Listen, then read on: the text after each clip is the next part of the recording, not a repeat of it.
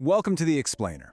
Today, we're unpacking one of the most consequential intelligence failures in modern history. We're talking about a skewed narrative that launched one of America's longest, most costly military conflicts.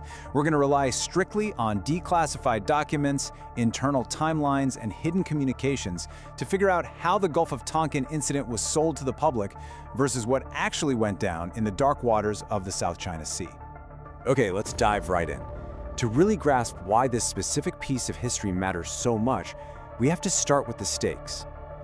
57,939. That's the staggering number of American service members who ended up dead or missing in action during the Vietnam War. This wasn't just some political misstep in Washington. It was a decision with a massive, tragic human cost. And that toll definitely didn't stop with American forces. An estimated 250,000 South Vietnamese soldiers also lost their lives. All of these massive casualty numbers were the direct outcome of the military escalation that followed the Tonkin Gulf Resolution. That resolution basically handed the president a blank check for war, and it was passed based on a very specific set of intelligence claims. That is the exact intelligence we're going to investigate today. To make sense of it all, we first have to look at the stark contrast between the public narrative and the private reality. Section 1. Private doubts, public lies. The contrast here is just staggering. Publicly, in a national television address on August 4, 1964, President Lyndon B. Johnson confidently told the American people that renewed hostile actions against U.S. ships were unprovoked and required a forceful military reply. But privately, in a recorded phone call with Secretary of Defense Robert McNamara that very same morning, LBJ literally says, "I don't know, unless I knew what base it was." He was privately uncertain, completely confused about the details of an attack that he would confidently declare to the world just a few hours later. Section 2. The Phantom Attack, August 2nd through 4th, 1964. So, how exactly do we get from that private confusion to an all-out declaration of war? Let's take the official narrative apart piece by piece. The timeline is absolutely crucial here. On August 2nd, there was a real, verified skirmish. North Vietnamese torpedo boats actually engaged the USS Maddox. But August 3rd, completely uneventful. Then we get to the pivotal night of August 4th. During really heavy weather, operators aboard the US destroyers reported incoming torpedoes, but this was based purely on jumpy sonar and radar. There were zero visual sightings of enemy boats. None. The August 4th incident, the spark that triggered the war, was a phantom. And hey, you don't have to take my word for it. Let's listen to James Stockdale. He was a Navy pilot flying directly over the destroyers that night. He had the absolute best seat in the house to witness a battle, and his recounting of it is pretty chilling. He said there were no boats, no boat wakes, no ricochets off boats, nothing but Black Sea and American firepower. The visual evidence for an attack on August 4th just simply did not exist. For years, that utter lack of evidence was a heavily guarded secret, but eventually a highly classified internal National Security Agency historical report came to light, and it proved that the intelligence community knew internally that this second attack never happened. Section 3. Skewed intelligence and the 90% secret. Now you might be wondering, if the intelligence community knew the attack was a phantom, how on earth did the president and Congress get convinced otherwise? Well, this wasn't just a simple mistake made in the fog of war, it was a systematic filtering of data. Think about the massive volume of signals intelligence, or SIGINT, coming in from that time frame. According to the NSA's own declassified review, nearly 90% of all relevant signals intelligence from August 4th was completely withheld from decision makers. 90%. The only intel actually passed up the chain was the 10% that acted as clinchers, these isolated snippets that, taken out of context, conveniently supported the claim of an attack. The actual NSA documents lay out the cover-up, pointing out the curious manner in which a key intelligence report from Pubai was handled. See, when early messages suggested certain enemy boats were involved, but later intercepts proved those boats were nowhere near the US ships, the NSA didn't correct the record. Instead, they relied on what their own historians later called ignorant speculation to just explain away the contradictions and keep the attack narrative alive. Let's break down exactly how they retrofitted this narrative. Step 1, withhold 90% of the intelligence, showing nothing was happening. Step 2, take a Vietnamese communication about salvaging boats damaged back on August 2nd and wrongly present it as an after-action report for August 4th. Step 3, bundle only these flawed clenchers together to paint a picture of a deliberate attack.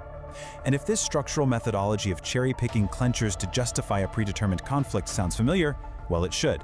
It's the exact same intelligence architecture we saw decades later in 2003, where isolated, unverified reports of weapons of mass destruction were elevated to launch the Iraq War, while mountains of contradictory evidence were just systematically ignored.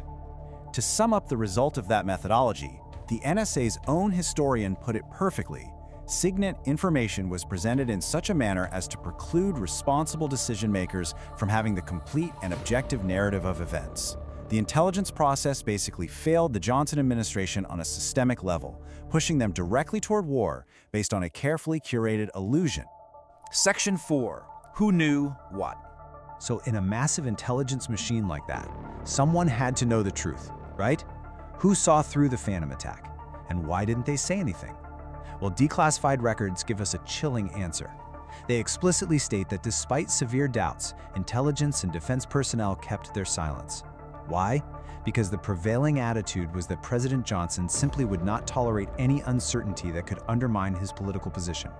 The pressure from the top was so intense that analysts were literally terrified to present facts that contradicted the momentum toward retaliation. Just consider the specific people who tried to raise the alarm but got shut down. Captain John J. Herrick, the actual on-site commander of the destroyer task force, radioed in hours after the incident that he was highly doubtful an attack even occurred. The NSA's own B Group chief was openly skeptical by the morning of August 5th. The NSA Pacific representative sent a message explicitly listing out severe doubts. And yet, not a single one of these crucial dissenting voices made it into the official briefings given to Congress. Instead, the official record was cemented by something called the Delmar-Lang chronology.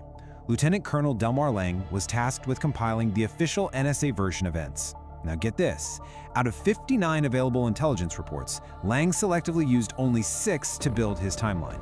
6! This highly curated, deeply flawed chronology became the sole sourcebook for responding to all congressional inquiries for years to come. Section 5. The Spark of War.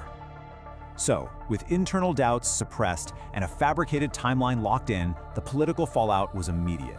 According to transcripts from the Senate Foreign Relations Committee, almost right after the Phantom attack, and based solely on that 10% of filtered intelligence, the US military launched 64 bombing sorties against North Vietnamese bases. Within hours, a non-existent attack on the water was turned into a massive, very real aerial bombardment. And that rushed retaliation is exactly what paved the way for the Gulf of Tonkin resolution to just sail right through Congress. The administration's dangerous haste becomes glaringly obvious when we compare it to other historical events. The Senate committee actually noted this exact discrepancy later on. Take the USS Liberty incident in 1967. Over 30 American deaths, considerable damage to the ship, and yet the US showed great military restraint. Compare that to the Gulf of Tonkin. No casualties, 0 damage to US ships, massive uncertainty about what even happened, yet it resulted in immediate precipitous war. Section 6. The Fog of War. We're ultimately left with a really sobering reality about the human element in military intelligence. Information is filtered by humans, interpreted by humans, and acted upon by humans. Decades later, Robert McNamara, the exact same Secretary of Defense who pushed the Tonkin narrative, reflected on this. He stated, "The indefinite combination of human fallibility and nuclear weapons will destroy nations." It really brings home the point. The Tonkin deception perfectly illustrates how human bias, political pressure, and a sheer refusal to admit uncertainty can escalate a phantom threat into a historic catastrophe. Which brings us to the ultimate question here. The Gulf of Tonkin incident shows us the terrifying fragility of the truth when the drums of war start beating. When military escalation relies entirely on a single, unquestioned narrative, what happens when the intelligence is a phantom? The answer, tragically, is written on the memorials of over 58,000 Americans. Thank you so much for watching The Explainer. Keep asking questions, keep digging into the sources, and we'll see you next time.